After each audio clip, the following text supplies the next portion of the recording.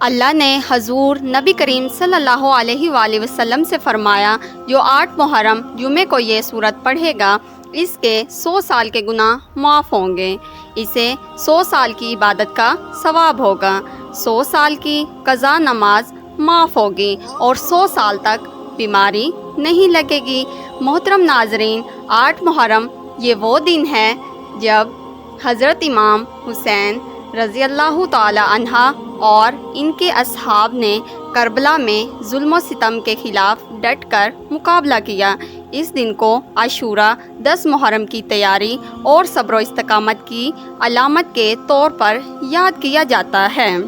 8 محرم کو امام حسین رضی اللہ تعالی عنہ اور ان کے خاندان پر کربلا میں شدید مصائب آئے، لیکن انہوں نے حق پر ثابت قدمی دکھائی۔ اس دن کو صبر، استقامت اور حق کی جدوجہد کی یاد کے طور پر منایا جاتا ہے۔ اس دن توبہ، استغفار، گناہوں سے توبہ کرنا اور اللہ سے مغفرت طلب کرنی چاہیے۔ رسول اللہ صلی اللہ علیہ وآلہ وسلم پر درود بھیجنا اور اہل بیت پر درود بھیجنا چاہیے۔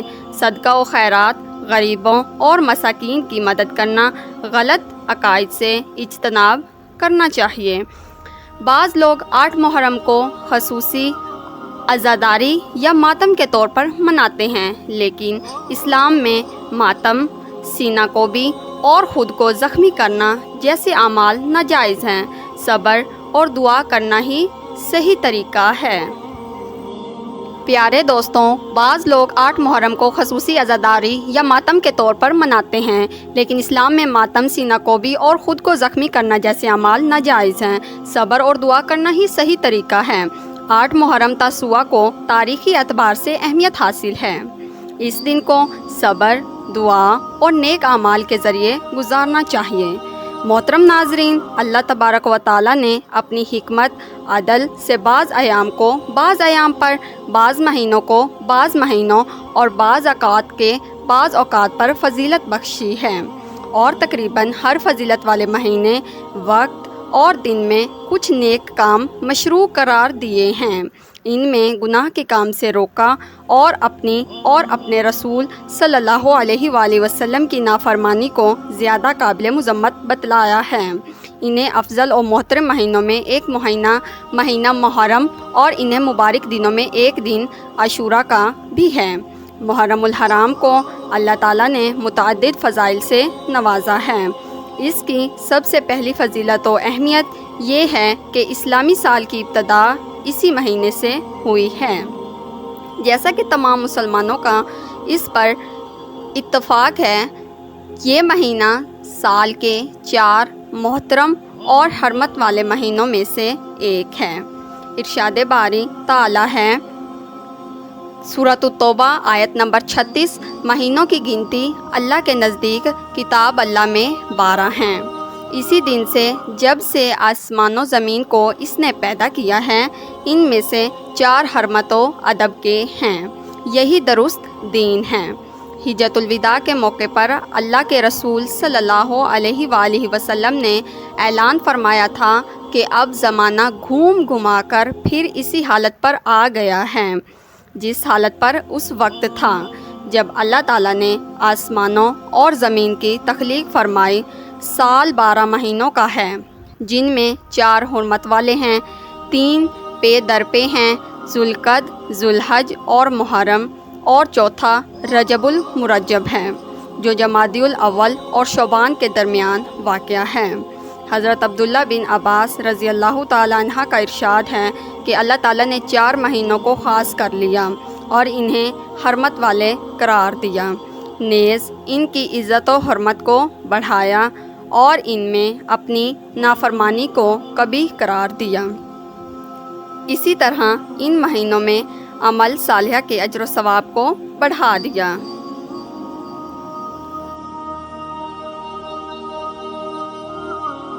اس مہینہ میں روزہ رکھنا اور مہینوں کے مقابل میں بہت افضل ہے۔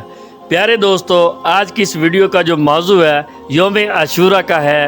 اس عاشورہ کے دن میں جو تسبیح پڑھنا، چنانچہ اللہ کے رسول صلی اللہ علیہ وآلہ وسلم نے ارشاد فرمایا ہے کہ رمضان المبارک کے بعد سب سے افضل روزہ اللہ کے مہینے محرم کا ہے، اور فرض نمازوں کے بعد سب سے افضل نماز رات کی نماز کی ہے۔ سنس ابلسانی الکبریائی میں ہے کہ آپ صلی اللہ علیہ وآلہ وسلم سے کسی نے سوال کیا کہ رمضان المبارک کے بعد سب سے افضل روزہ کون سا ہے، تو آپ صلی اللہ علیہ وآلہ وسلم نے فرمایا اللہ کے اس مہینے کا روزہ ہے جسے تم محرم کے نام سے یاد کرتے ہیں، اور ایسا فرمایا اس مہینے کی نسبت اللہ کے رسول صلی اللہ علیہ وآلہ وسلم نے اللہ تعالیٰ کی طرف سے یعنی اللہ تعالیٰ کا مہینہ قرار دیا، حالانکہ سارے مہینے ہی اللہ تعالیٰ کی پیدا کردہ ہیں اور متعین کردہ ہیں، لیکن اس ماہ کی اہمیت کے پیش نظر اللہ کے رسول صلی اللہ علیہ وآلہ وسلم نے اس کی نسبت وضافت اللہ تعالیٰ کی طرف سے کی، جیسا کہ پچھلی 2 حدیثوں سے واضح ہوا ہے اور ظاہر ہوا ہے۔ جن چیزوں کی نسبت اللہ تعالیٰ کی طرف سے ہوتی ہے وہ قابل احترام اور افضل ہوتے ہیں، جیسے بیت اللہ، کعبۃ اللہ وغیرہ۔ اس مہینے میں عاشورہ کا دن ہے جس کا روزہ 1 سال کے گناہوں کا کفارہ ہے، چنانچہ نبی کریم صلی اللہ علیہ وآلہ وسلم نے ارشاد فرمایا جس نے عرفہ کے دن کا روزہ رکھا اس کے 1 سال اور آئندہ 1 سال کے گزشتہ کے گناہ معاف کر دیے جائیں گے۔ جس نے عاشورہ کا روزہ رکھا اس کے گزشتہ 1 سال کے گناہ معاف کر دیے جائیں گے۔ اس مہینے کی اہمیت و فضیلت کی پیش نظر اس میں کچھ ایسے کام مشروع ہیں جو اگرچہ دوسرے مہینوں بھی مشروع ہیں، لیکن اس مبارک مہینے میں ان کی اہمیت زیادہ ہے، اور وہ کام یہ ہیں۔ محرم الحرام کے روزے کے متعلق 2 حدیث گزر چکی ہیں جن سے پتہ چلتا ہے کہ نفلی روزوں میں سب سے افضل جو روزہ ہے وہ ماہ محرم کے ہیں۔ علماء کرام کہتے ہیں کہ اس مہینے میں روزے رکھنے کی فضیلت کی 2 وجوہات ہیں، تو پیارے دوستو آپ کو بتاتے ہیں وہ 2 وجوہات کون سی ہیں۔ الف، چنانچہ یہ مہینہ حرمت والا مہینہ ہونے کے باوجود مہینے میں مبارک ہے، اور روزہ بھی اللہ کے نزدیک بڑا محبوب عمل ہے، لہذا مبارک دن میں محبوب عمل کی ترغیب دی گئی ہے، اس لیے کہ وقت، جگہ اور حالت کی اطلاعات کی پیش نظر نیک عمل کی اہمیت اور فضیلت میں بھی اضافہ ہو جاتا ہے۔ اور دوسری یہ سوال کا پہلا مہینہ ہے جو شریعت نے کسی چیز کی ابتدا اور انتہا میں نیک عمل کی ترغیب دی ہے، جیسا کہ ارشاد باری تعالیٰ ہے، جس سے آپ دوستوں نے بہت ہی غور سے سننا ہے، اور دن کے دونوں سروں میں نماز قائم کرو، اور رات کی کئی ساعتوں میں بھی یقیناً نیکیوں برائیوں کو دور کر دیتی ہے۔ یہ نصیحت ہے کہ نصیحت پڑھنے والوں کے لیے۔ پیارے دوستو، آج کی اس ویڈیو میں ہم آپ کو بتاتے ہیں کہ یوم عاشورہ کے فضائل کیا ہیں۔ اللہ کے رسول صلی اللہ علیہ وآلہ وسلم کی حدیثوں میں بھی یہ وظائف و فضائل صبح شام ذکر الہی پر خصوصی طور پر ابھارا گیا ہے۔ اللہ کے رسول صلی اللہ علیہ وآلہ وسلم کا ارشاد ہے کہ جو شخص سورج کے طلوع ہونے اور سورج کے غروب ہونے سے قبل نماز پڑھے وہ ہرگز جہنم میں داخل نہ ہوگا۔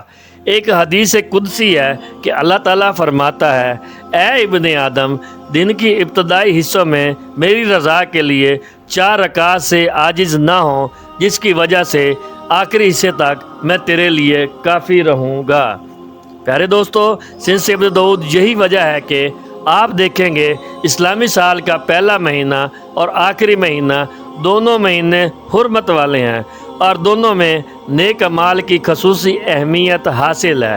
اس مہینے میں دوسرا خصوصی عمل یہ ہے کہ بندے کو چاہیے عبادت کے کاموں اور نیک کاموں میں دلچسپی لے، اور گناہ کے کاموں سے خصوصی طور پر پرہیز کرے، جیسا کہ ارشاد باری تعالیٰ ہے سورۃ التوبہ آیت نمبر 36، ان مہینوں میں، حرمت والے مہینوں میں تم لوگ اپنے اوپر ظلم نہ کیا کرو۔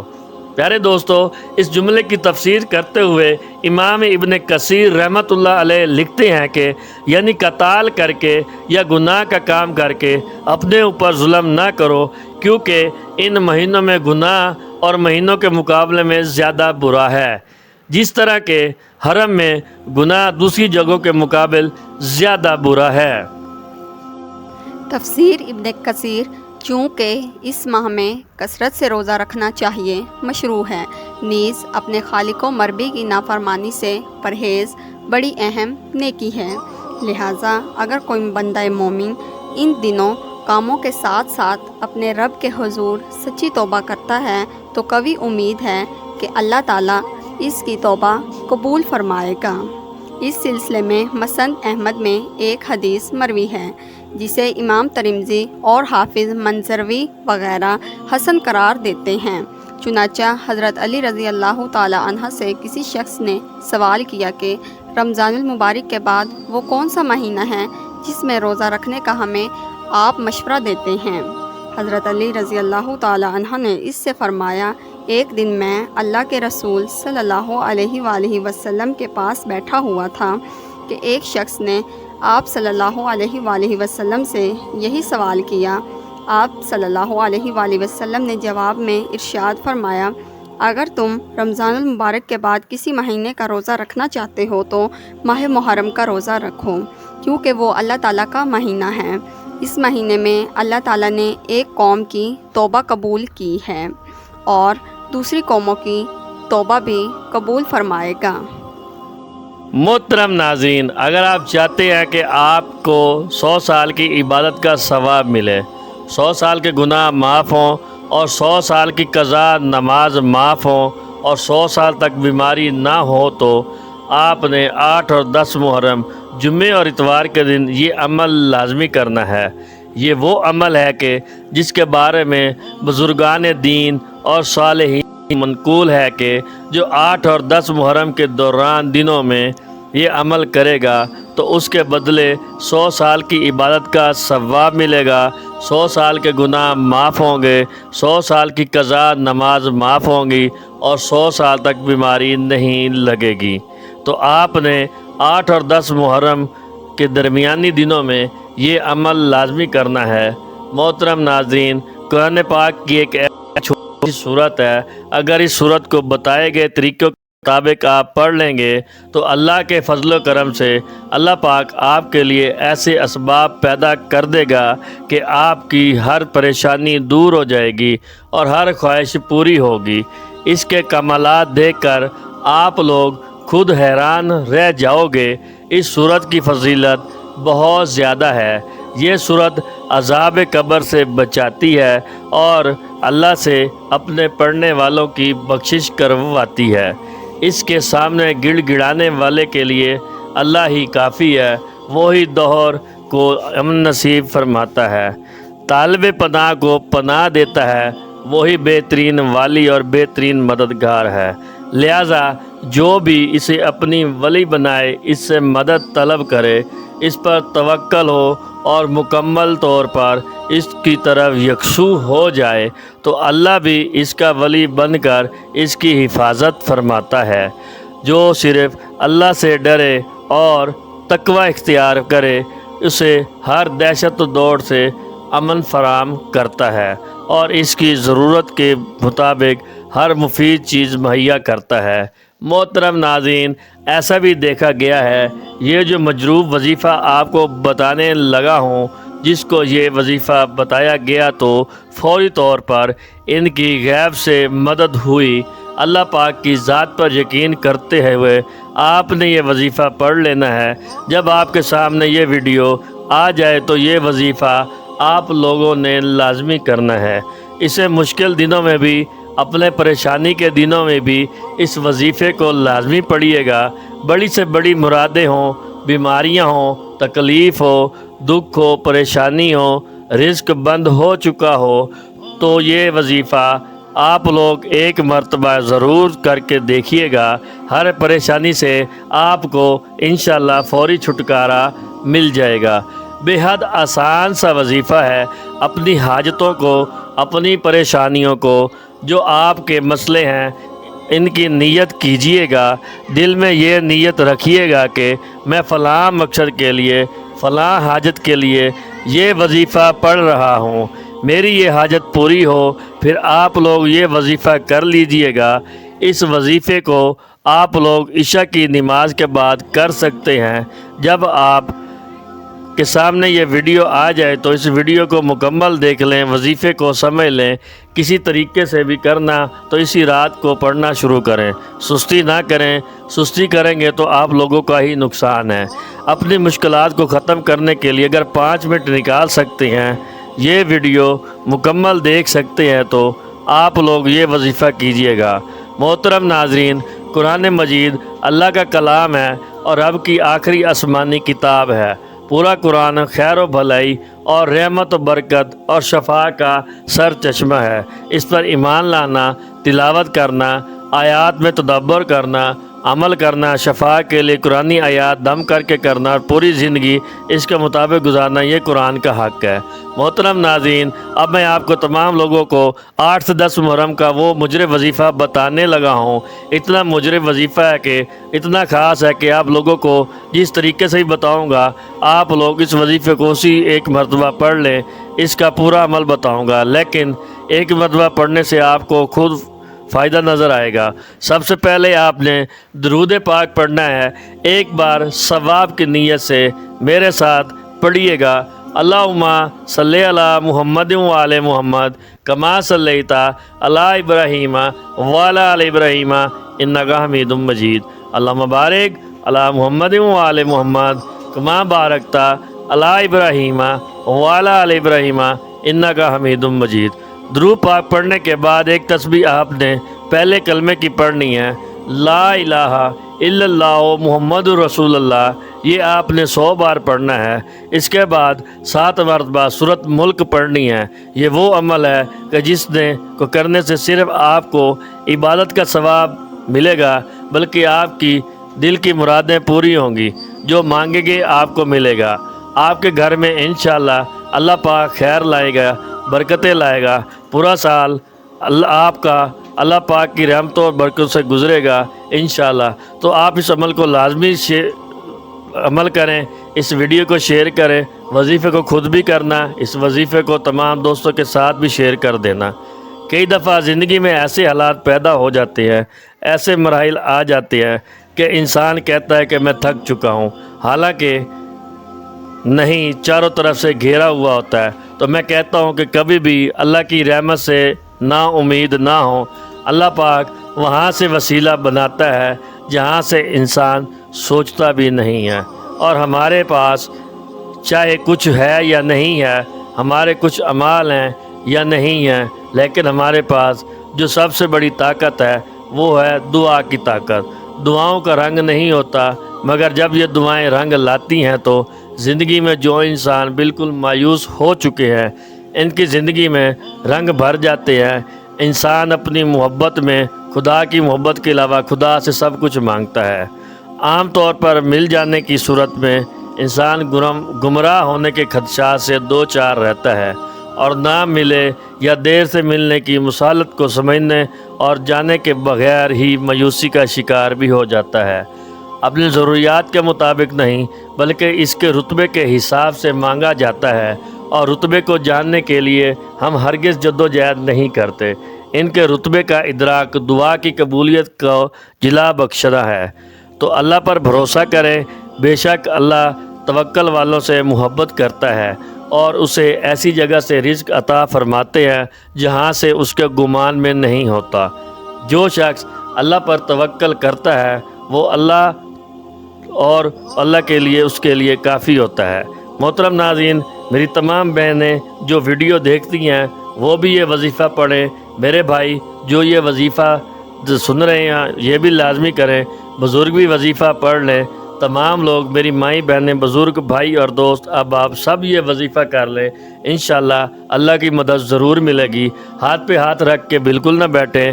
یہ وظیفہ، یہ جو عمل بتانے لگا ہوں، اس کو کسی بھی وقت پڑھ لیں، نہ وقت کی کوئی پابندی ہے نہ جگہ کی۔ آپ جہاں کہیں بھی ہو، آپ یہ وظیفہ پڑھنا شروع کر دیجئے، لیکن یہ وظیفہ آپ گھر میں بیٹھ کر پڑھ لیں، دکان میں بیٹھ کر پڑھ لیں، جہاں موجود ہو وہاں بیٹھ کر پڑھ لیں، یہ وظیفہ پڑھیں ضرور۔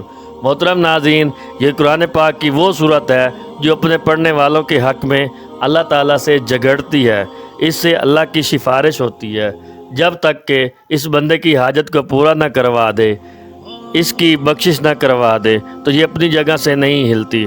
تو محرم کی 8 تاریخ سے لے کے 10 تاریخ تک آپ یہ وظیفہ لازمی کریں۔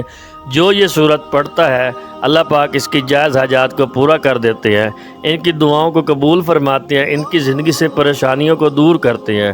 اس صورت کی برکت سے اس کے گھر میں رزق میں خوب فراوانی ہوتی ہے، دنیا میں بھی اسے پڑھنے کے فائدے ملتے ہیں، اور مرنے کے بعد یہ صورت اسے عذاب قبر سے نجات دلاتی ہے، فرشتوں کے سامنے کھڑی ہو جاتی ہے، اس بندے کے لیے لڑتی ہے، جھگڑتی ہے، پھر اللہ کے حضور پیش ہو کر اس کی بخشش کروا دیتی ہے۔ تو یہ صورت بندوں کے دوست ہے، جو اس کو پڑھے گا، اس کی دوستی کرے گا تو یہ دنیا اور آخرت میں پورا اس بندے کا ساتھ دے گی۔ آپ کو یہ لازمی پڑھنا ہے، اس صورت کو اپنی زندگی کا حصہ بنا لیں، انشاءاللہ دونوں جہاں میں اللہ پاک آسانیاں فرمائیں گے، آپ کو خوشیاں دیں گے۔